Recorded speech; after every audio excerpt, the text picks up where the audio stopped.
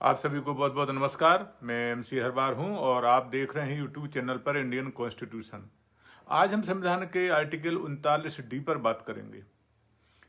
संविधान में article 39D का महत्व क्या है और उसकी हम व्याख्या पर भी थोड़ी सी चर्चा करेंगे। भारतीय संविधान के आर्टिकल 39 में समाज के सभी वर्गों के बीच समानता और न्याय सुनिश्चित करने के लिए राज्य को विभिन्न नीति निर्देश दिए गए हैं। आर्टिकल 39D विशेष रूप से संपत्ति के स्वामित्व और उसके वितरण के संबंध में राज्य की भूमिका को निर्देशित करता है। यह प्रावधान एक समतामूलक समाज बनाने की आवश्यकता को रेखांकन भी करता है। संविधान में आर्टिकल 39D के मूल शब्द क्या हैं? यह मूल शब्द हैं कि राज्य यह सुनिश्चित करेगा कि सामूहिक हित के दृष्टिकोण से संपत्ति के स्वामित्व और नियंत्रण को इस प्रकार विनियमित किया जाए कि इसका समाज के सभी वर्गों को समान रूप से लाभ मिले। यदि हम इंग्लिश में कहें तो the state shall in particular direct its policy towards ensuring that the ownership and control of material resources of the community are so distributed as best to subserve the common goods।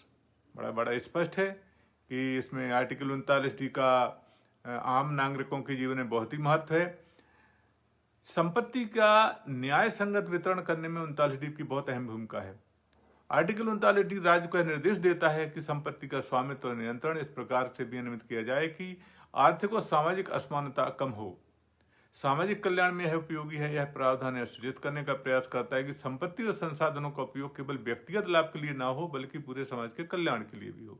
असमानता भी रोकता है। यह article मुख्य उद्देश्य संपत्ति के स्वामित्व और नियंत्रण में असमानता को रोकता है। यह संपत्ति के संकेंद्रण को समाप्त करने की दिशा में भी एक बहुत बड़ा महत्वपूर्ण कदम है। हम इसकी संक्षिप्त में व्याख्या करेंगे कि आर्टिकल 39D संविधान का एक महत्वपूर्ण दिशा निर्देशक तत्व है जो यह सुनिश्चित करने के लिए राज्य को मार्गदर्शन देता है कि संपत्ति का वितरण समाज के सामान्य हित में हो। यह राज्य को नीतियां बनाने के लिए भी प्रेरित करता है जो संपत्ति के न्याय संगत और समान वितरण को सुनिश्चित करती हैं। यह आर्टिकल आर्थिक संसाधनों के संकेंद्रण को रोकने का प्रयास करता है और संपत्ति के ऐसे वितरण को बढ़ावा देता है जिसमें समाज में हर व्यक्ति को इसका लाभ मिलता रहे। यह आर्टिकल विशेष रूप से भूमि सुधार, सहकारी कृषि और संसाधनों के न्याय संगत प्रबंधन के संदर्भ में बहुत ही महत्वपूर्ण है। राज्य को यह सुनिश्चित करना पड़ता है कि संपत्ति का वितरण न केवल समाज के विशेष वर्ग के पक्ष में हो बल्कि सभी वर्गों के कल्याण को ध्यान में भी रखा जाए।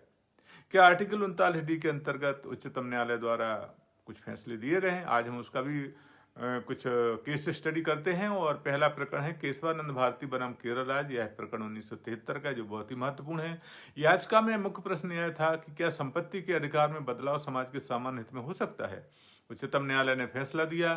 न्यायालय ने कहा कि संविधान की बुनियादी संरचना की अवधारणा प्रस्तुत करते हुए कहा कि कोर्ट ने स्पष्ट निर्देश दिए कि संपत्ति के अधिकार को विनियमित करना राज्य की जिम्मेदारी है ताकि यह समाज के सभी वर्गों के हित में हो।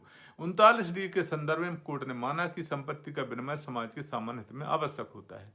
एक अन्य प्रकरण में मनु भाई दुर्लकिया बनाम गुजरात राज्य, यह 2000 का प्रकरण है। इसमें मुख्य प्रश्न यह था कि क्या भूमि सुधार अधिनियमों के माध्यम से संपत्ति का पुनर्वितरण संवैधानिक है। उच्चतम न्यायालय ने कहा कि भूमि सुधार अधिनियम जो भूमि का पुनर्वितरण करते हैं संविधान के नीति निर्देशक तत्वों के अनुरूप हैं। न्याय संगत वितरण सुनिश्चित करना है और भूमि सुधार कानून से उद्देश्य को पूरा करते हैं। उच्चतम न्यायालय का एक अन्य तीसरा प्रकरण भी हम देखते हैं और यह प्रकरण है गोपाल सिंह बनाम पंजाब राज्य, है 1988 का प्रकरण है। इस याचिका में मुख्य प्रश्न यह था कि क्या भूमि अधिग्रहण करना समाज के सामान्य कल्याण के उद्देश्य को पूरा करता है।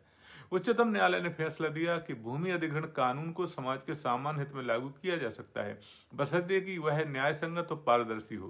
कोर्ट ने आगे कहा कि आर्टिकल 39D के तहत राज्य को यह अधिकार है कि वह संपत्ति के स्वामित्व और नियंत्रण को समाज के सामान्य कल्याण के लिए विनियमित कर सकता है।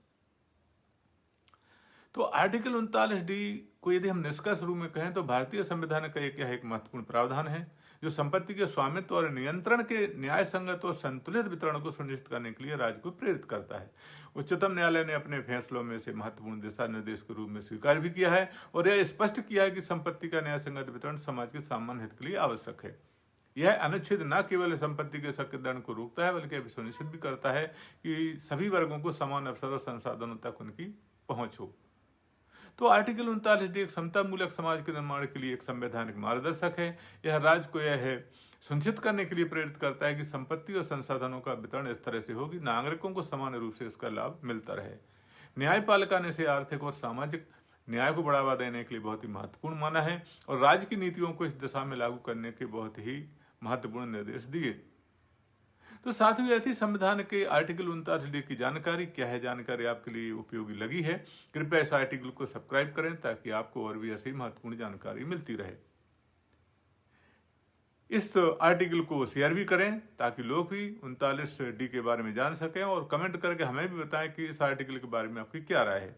एक बार अंत में हम आपको पुनः नमस्कार करते हैं और जल्दी हम एक नए आर्टिकल के सामने आप समक्ष लेकर आपके समक्ष पुनः उपस्थित होंगे। तब तक के लिए बहुत बहुत धन्यवाद। नमस्कार।